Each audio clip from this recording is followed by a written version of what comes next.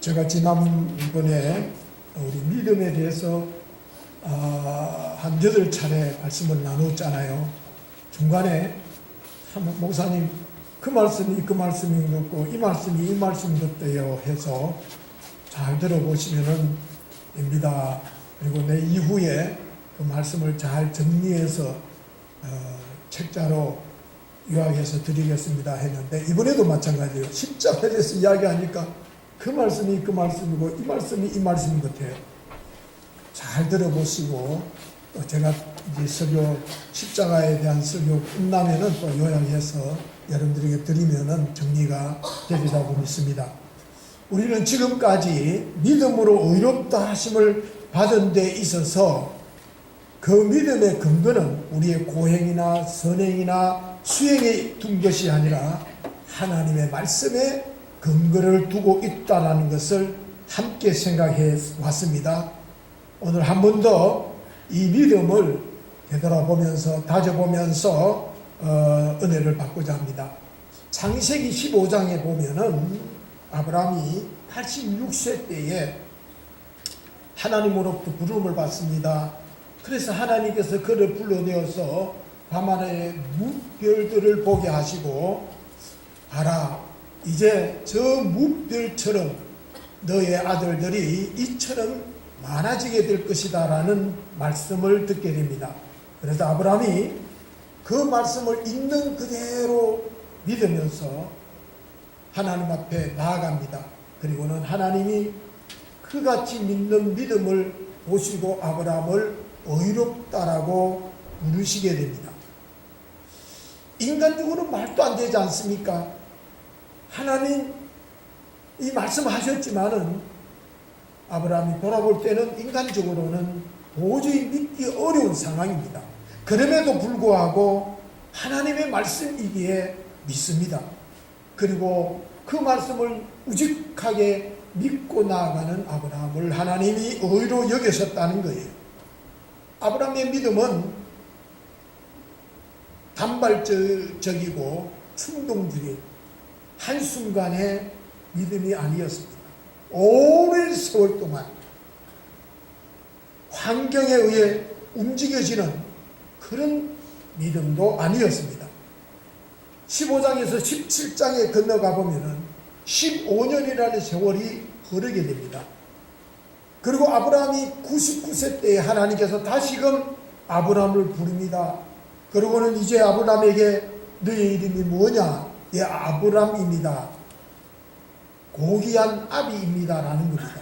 그럴 때 하나님께서 이제 아브라함이라 부르지 말고 아브라함이라, 일국의 아버지라고 불러라고 이름을 바꾸어 줍니다. 그때까지도 여전히 아브라함에게는 아들이 없습니다. 그럼에도 불구하고 아브라함이라고 불러라 하니까 아브라함이 그대로 믿습니다. 받아들입니다.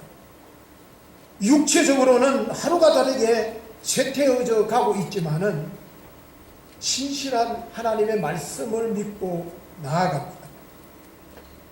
하나님을 향한 그의 믿음은 세월이 흐른다고 해서 약해지거나 식어지지 않았습니다. 아브라함과 사라는 저들 앞에 펼쳐져 있는 환경을 보지 않습니다. 하루하루 소진되어져 가는 육체를 보지 않습니다. 보이는 소망을 차츰차츰 사라져 가지만은 여전히 하나님의 약속을 굳게 믿을 뿐입니다. 자신들은 할 수 없다라는 환경을 바탕으로 삼지 않고 오직 하나님의 말씀에 근거를 두고 기초를 두고 갑니다. 자신들의 무능력함에 초점을 맞추어서 절망하지 않습니다. 바랄 것 중에 바라고 믿을 것 중에 믿고 나아갈 뿐입니다. 오직 그들에게는 하나님의 말씀 외에는 아무것도 생각하지 않습니다. 계산도 하지 않습니다. 오직 하나님의 약속의 말씀만 믿고 숱한 세월을 극복합니다. 사람들의 시선을 이겨냅니다. 무엇보다도 자기 자신의 내면으로부터 우러나오는 의문을 견뎌냅니다. 이 같은 아브라함의 모습을 지켜보고 계셨던 하나님께서 의롭게 보았다라는 것입니다. 말 그대로 알고서 믿은 게 아닙니다. 증거를 보고 믿은 게 아닙니다. 믿고서 하루하루 하나님을 알아갑니다. 그리고 믿어갈 뿐입니다. 믿음을 설명하는데 한 사람을 더 소개한다면 저는 십자가상에서 구원받은 강도를 소개할 수 있습니다.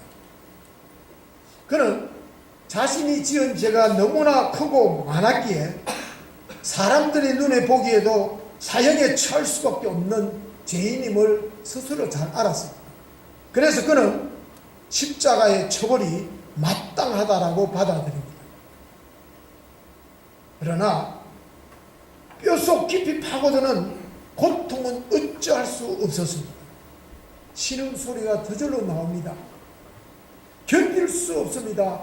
몸의 고통을 견딜 수 없어서 몸부림치는 가운데 예수님이 눈에 들어왔습니다. 함께 십자가에 매달린 예수님입니다. 일찍이 그렇게 찍은 거리에서 예수님을 바라본 적이 없습니다.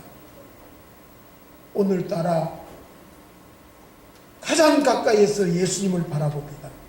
그런데 죽은 자를 살리는 기적의 주인공이 아닙니다. 나은 자를 만지고 고쳐주셨던 능력의 소유자도 아닙니다. 중풍병자를 온전케 하셨던 예수님은 분명히 아니었습니다.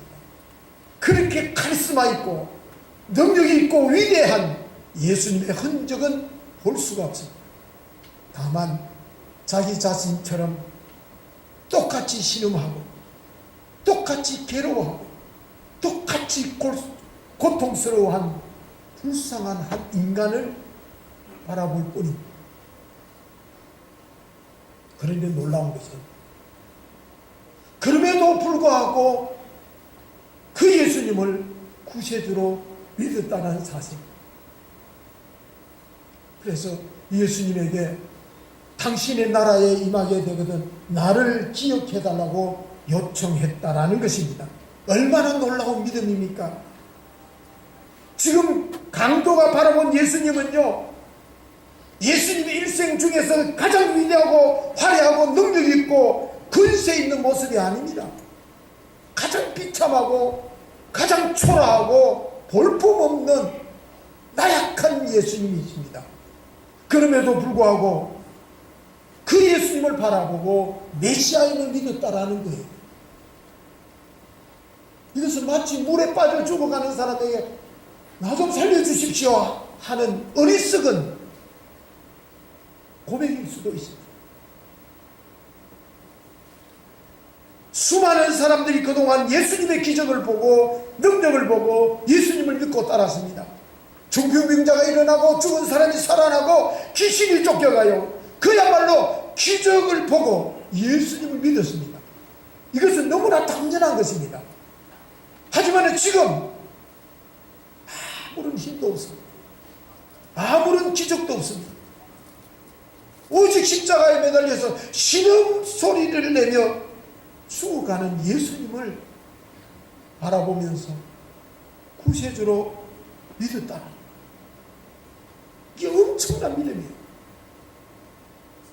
더위 강도는 예수님을 위해서 놀라운 업적도 쌓은 것도 하나도 없습니다. 선한 행위라고는 찾아볼래야 찾아볼 수 없습니다. 다만 그는 예수님을 구세주로 믿기만 했을 뿐. 그런데 그가 의가 되어서 영원한 천국에 이르게 된 거지. 이게 던져주는 메시지가 뭘까요? 예수님께서 내 죄를 위해서 십자가에 죽으셨음을 믿는 사람은 의로운 사람. 그 의는 믿음. 선한 행위로 주어지는 것이 아니라 오직 믿음으로 주어진다는 것을 증거하고 있습니다. 이 세상에 어려운 사람은 한 사람도 없습니다. 다만 이 같은 인간들의 불의를 하나님께서 십자가에서 심판하셔서 죄가 사라졌을 뿐입니다. 그래서 우리는 의로운 사람이 되고, 그래서 일찍이 이사야 선지자를 통해서 하나님이 말씀하십니다. 그가 찔림은 우리의 허물을 인합니다. 그가 상함은 우리의 죄악을 인합니다. 그가 징계를 받음으로 우리가 평안을 누리고 채찍을 맞음으로 우리가 나음을 입었다라고 선포하고 있는 것입니다. 그렇습니다. 십자가의 능력을 믿는 자는 누구든지 의롭다고 하나님은 선언하셨습니다. 예수님께서 우리가 받아야 할 채찍과 징계와 상함과 죽음까지 다 십자가상에서 다 지불해 주셨습니다. 더 이상 우리는 죄의 종이 아닙니다. 죄의 신분도 아닙니다. 우리는 자유한 자요, 우리는 의롭게 된 사람일 뿐입니다. 이것을 믿습니까? 하나님께서 우리의 착함이나 의로움을 헤아려 보시고 선언한 것이 아닙니다. 아들 예수님의 십자가를 보시고 그 십자가의 능력을 믿는 모든 사람들을 의롭다고 선언하신 것입니다. 그러므로 우리는 더 이상 나는 별 수 없는 인간이야, 나는 죄인이야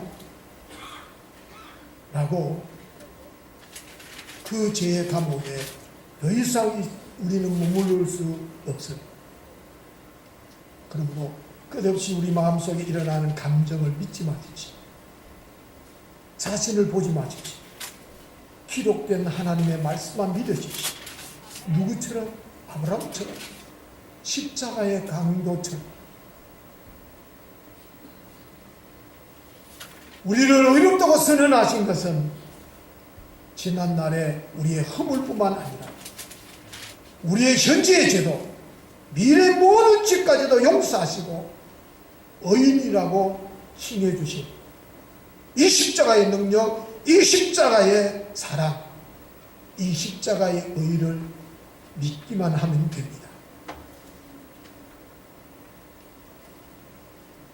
여러분, 우리 하나님께서는 한번 무죄를 선언한 사람을 다시 정죄하거나 심판하지 않으시는 분이십니다.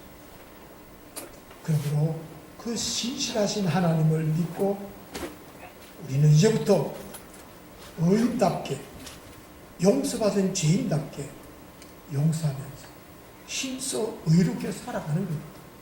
그럴 때에 하나님의 평화가 있고, 그럴 때에 하나님께서 주신 행복이 우리의 것이 되고, 하나님의 약속하신 축복의 말씀이 저와 여러분들의 것이 될 줄로 믿습니다.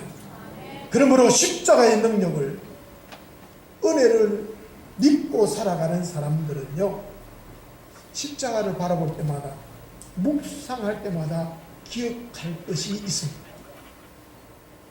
제가 어떤 분이 그래요. 앞에 왔다가 저희 교회를 이렇게 둘러보고는, 목사님 곳곳에서 왜 십자가를 이렇게 많이 붙여놨어요? 네. 십자가를 바라볼 때입니다. 첫째는요, 죄의 심각성을 기억하게 합니다. 저는 십자가를 붙여놓다 죄에 대한 심각성을 기억합니다. 내 죄가 예수님을 십자가에 못 박아 비참하게 죽였다라는 이 사실 잊지 말자. 내 죄가 예수님을 죽였다. 십자가를 바라볼 때마다 죄에 대한 심각성을 살아나게 하는 것이 십자가. 그렇다고 죄책감에 다시 사로잡히라는 말이 아닙니다. 십자가의 사랑을 제대로 경험한 사람은 죄를 미워하게 되어 있습니다. 옛사람인 자아가 십자가에 온전히 죽은 사람은 아주 작은 제약에도 민감하게 되어 있습니다. 죄를 싫어합니다. 멀리합니다. 교만하라 해도 교만하지 않습니다. 결기를 내라 해도 싫어합니다. 내 옛 자아가 십자가에 죽은 사람에게는 내가 사는 것이 아니라 내 안에 그리스도가 살기 때문입니다. 그리스도가 사는 사람은 그럴 수가 없지 않습니까?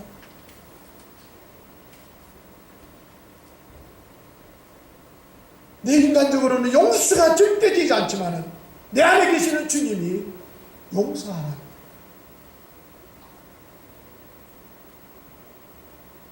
그래서 고린도전서 5장 15절에 보면 사도 바울은 이렇게 말합니다. 저가 모든 사람을 대신하여 죽으심은 산자로 하여금 다시는 저의 자신을 위해서 살지 않고 오직 저희를 대신하여 죽었다가 다시 살아나신 자를 위하여 살게 하려 하십니다. 예수님이 죽으신 것은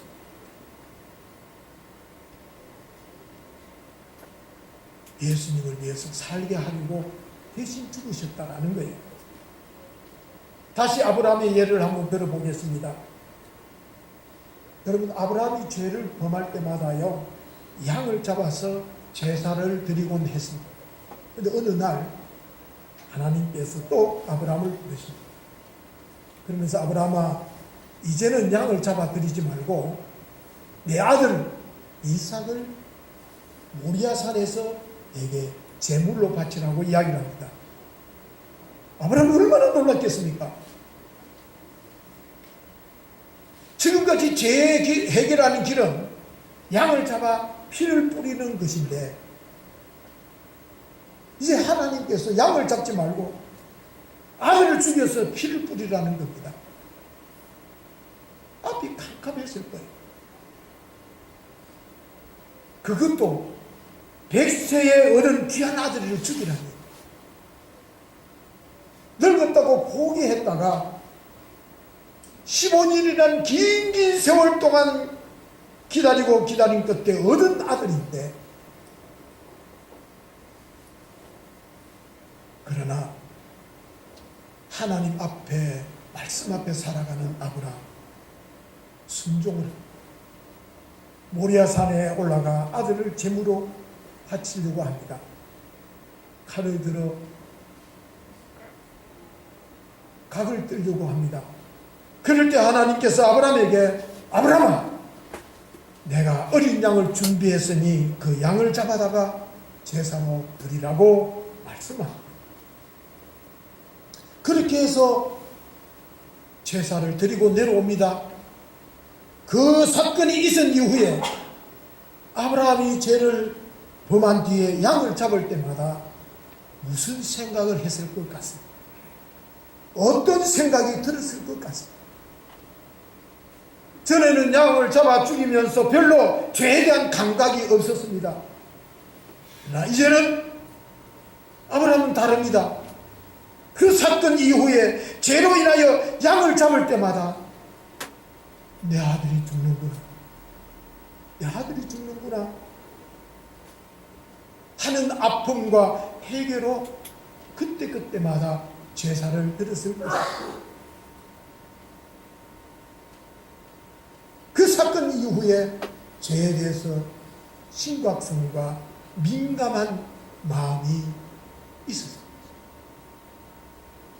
그렇습니다. 우리가 십자가를 바라볼 때마다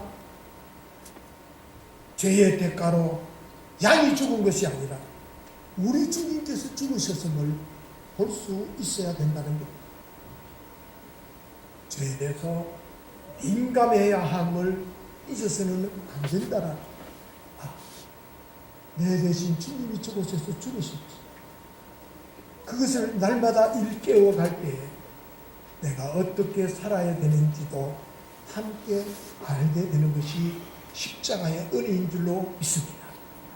그리고 두 번째로, 우리가 십자가를 바라볼 때마다 감격함이 있어야 됩니다.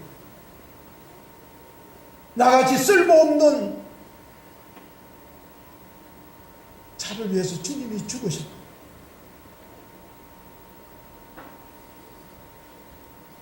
내가 십자가의 죽음을 본 것도 아닌데 지금 내 눈앞에 못 박혀서 살을 찢기시고 피 흘리신 것이 느껴집니다. 마치 내가 그 십자가에 서 있다라는 것을 느껴집니다.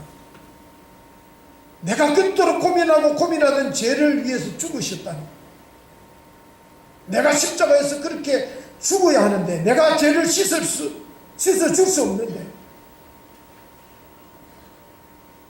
누가 나를 의롭게 할 수 있을까? 누가 내 죄를 씻어줄 수 있을까? 십자가를 바라볼 때마다 감동이 밀려오고 그 크신 사랑이 나를 감싸안고 나를 만져주고 다 고쳐주신 그 감격이 십자가에 있는, 여러분 만약에 십자가가 없다면요 어떻게 우리가 죽음을 담대히 맞이할 수 있겠습니까? 십자가의 사랑이 능력이 없었다면 아우슈비츠 가스실에서 찬송을 부르며 유유히 걸어갈 수 그들이 있었겠어요. 죽음의 칼날 앞에서 당당하게 맞서서 그 칼날을 받을 수 있었겠어요. 돌에 맞아 죽으면서 천사의 얼굴로 하늘의 영광을 바라볼 수 있었겠느냐는 것입니다. 옥에 갇히면서도 기뻐하라고, 항상 기뻐하고 항상 감사하라고 말할 수 있었겠느냐는 것입니다. 바울사도는 확신 있게 말합니다. 누가 우리를 그리스도의 십자가의 사랑에서 끊을 수 있겠느냐? 환난이냐? 공고와 박해와 기근이냐? 위험이냐? 칼이냐? 죽음이냐? 끊을 수 없다. 우리를 우리 주 예수 그리스도의 십자가의 사랑에서 끊어놓을 수 없다라고 담대하게 선포하고 있습니다. 그러면서 그는 나는 지금까지 쌓아온 스펙, 내가 쌓아온 의의, 이 모든 것을 이제는 분토와 같이 버려. 이제는 나는 나를 위해서 십자가에서 죽으신 그 사랑, 그 십자가의 사랑을 자랑할 것밖에 없다. 나는 십자가의 사랑을 아는 것, 내가 그 십자가의 사랑을 내세울 것밖에 없다라고 자신 있게 이야기를 해요. 그렇습니다. 이제 우리는 이 십자가의 믿음, 능력을 보고 기적을 보고 축복을 받아왔는 증거가 있어서 믿는 믿음이 아닙니다. 그런 증거가 있었기에 신앙생활 하는 것도 더더욱 아닙니다. 그럼에도 불구하고 나를 사랑하여 주신 그 사랑, 오직 그 사랑이 나를 이끌고 갈 뿐이, 나를 믿음의 길로 이끌어 갈 뿐이, 혹 환난이 있고 고통이 있고 죽음이 있다 할지라도, 그리고 그 십자가를 바라볼 때만 나를 위해서 죽으신 주님의 그 사랑, 온몸으로 온 삶으로 고백하면서 살아가는 사람들, 그래서 십자가를 바라볼 때마다 감격함이 있고 감사함이 있고 기쁨이 샘솟듯 하면서 살아가는 사람, 바로 우리 그리스도인이라 잊어서는 아니, 이 믿음으로 행복하게 당당하게 살아내는 이 시대 하나님의 사람들이 될 수 있기를 주님의 이름으로 축원합니다. 기도하시겠습니다. 주님, 아직도 우리는 얄팍한 계산적이고 이기적인 사람인지라 환경을 뛰어넘지 못합니다. 축복과 능력이 우리의 믿음의 근거인 줄을 알고 살다가 환경이 흔들리고 조그만 어려움이 닥쳐와도 뿌리채 우리의 신앙이 흔들리는 것을 봅니다. 아브라함처럼 십자가의 강도처럼 처절한 예수님의 고통 속에서 구세주를 발견할 수 있는, 우리의 삶의 힘든 여정 속에서 동행하시는 주님을 바라볼 줄 아는 우리의 믿음이 되게 하여 주옵소서. 그래하여 십자가를 바라볼 때마다 죄의 심각성 고백하게 하시, 감격함이 우리의 삶을 힘있게 하는, 능력이 있게 하는 믿음의 삶을 살아내는 저희들이 되게 하여 주옵소서. 예수님의 이름으로 기도하옵나이다. 아멘.